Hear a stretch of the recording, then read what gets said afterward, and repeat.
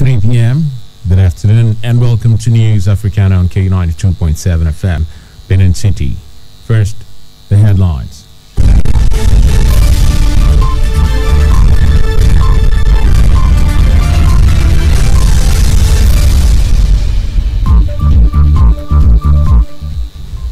Alpha Condé wins third-term Guinea elections amid violent protest. United Nations condemns attacks on NGOs in South Sudan. Rwanda cracks down on pregnancy tests on schoolgirls. Details of this and more after this break. I'm Benjamin Kaduri.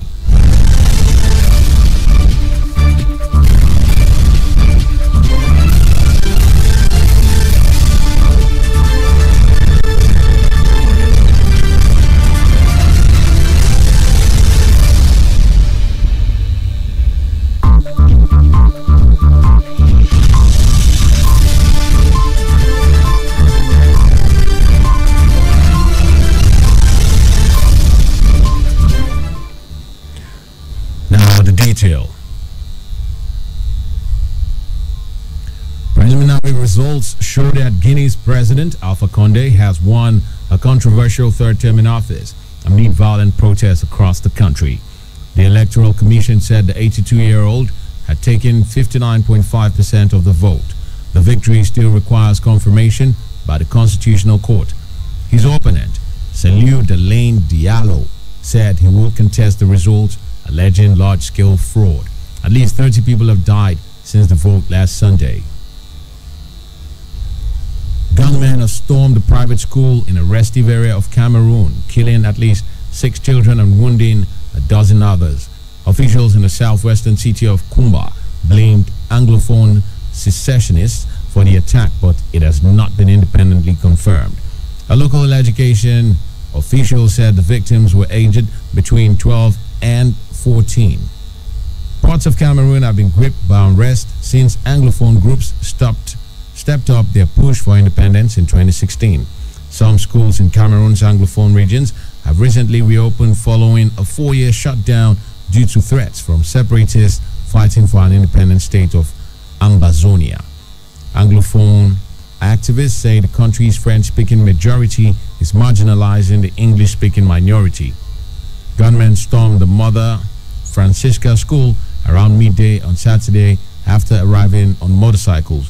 Some children were injured when they jumped from second floor in an attempt to escape the attack. Videos uploaded to social media shows adults running from the school while carrying children. It was not clear why the school was targeted, but the sub-prefect said secessionist insurgents were behind the attack. However, a secessionist leader said a statement will be released expressing disgust at the killings. Thousands have lost their lives and hundreds of thousands have been displaced as separatist and security forces clash.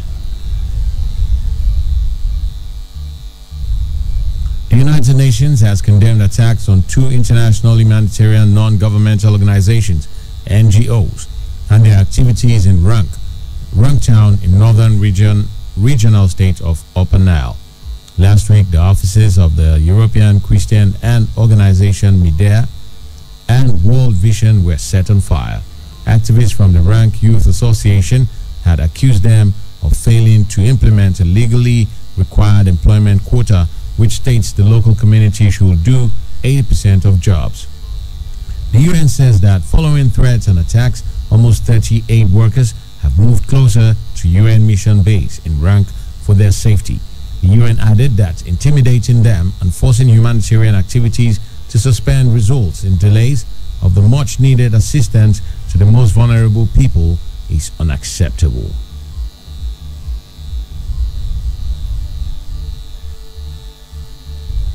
Ethiopia's prime minister has said his country will not cave into aggression of any kind after President Donald Trump suggested Egypt could destroy a controversial Nile Dam. The Grand Ethiopian Renaissance Dam is at the center of a long-running dispute involving Ethiopia, Egypt, and Sudan. Trump said Egypt would not be able to leave with the dam and might blow up the construction. Ethiopia sees the U.S. as siding with Egypt in the dispute. The U.S. announced in September that it will cut some aid to Ethiopia after it began filling the reservoir behind the dam in July. On Saturday, Ethiopia's foreign minister summoned the U.S. ambassador to clarify President Trump's comments. Egypt relies for the bulk of its water needs on the Nile and is concerned supplies could be cut off and its economy undermined as Ethiopia takes control of the flow of Africa's longest river. Once complete, the $4 billion structure on the Blue Nile in western Ethiopia will be Africa's largest hydroelectric project. Sudan is to normalize relations with Israel, the latest in a series of Arab League countries to do so. At the same time, U.S. President Donald Trump has removed Sudan from the U.S. list of state sponsors of terrorism on blocking economic aid and investment. Announcing the normalization, Trump said at least 5 more Arab states wanted a peace deal with Israel. The Sudan deal comes weeks after similar moves by the United Arab Emirates and Bahrain. The 2 Gulf states became the first in the Middle East to recognize Israel in 26 years. Sudan and Israel said in a 3-way statement with the U.S. that delegations will meet in the coming weeks. It said the leaders agreed to the normalization of relations between Sudan and Israel and to end the state of hostility between their countries. The Rwandan Education Ministry says it will start carrying out inspections in schools to make sure pregnancy tests are no longer carried out on girls. It described as discriminatory and unjustified the practice of obliging girls to produce a negative pregnancy test result before being admitted to school. Mandatory tests are required by most private schools, with more requiring a test at the beginning of every term. The Education Ministry said pregnant girls should be allowed to go to schools as this will improve their life chances. Conservationists in Namibia says more than 7,000 dead seals have washed ashore in the past few days. Most of them are pups, which have been born prematurely. Naud Dreyer of Ocean Conservation Namibia said the most likely cause is a lack of food, as female seals have been known to abort their babies when they are malnourished. He added that fish stocks had decreased in Pelican Point, a popular tourist destination known for its seals and dolphins. Thousands of other seals have washed up alive, but conservationists say many are so weak it will be difficult to save them. And that's the news, but before we go, a quick recap of the headlines. Alpha Conde wins third-term Guinea elections amid violent protests. United Nations condemns attacks on NGOs in South Sudan.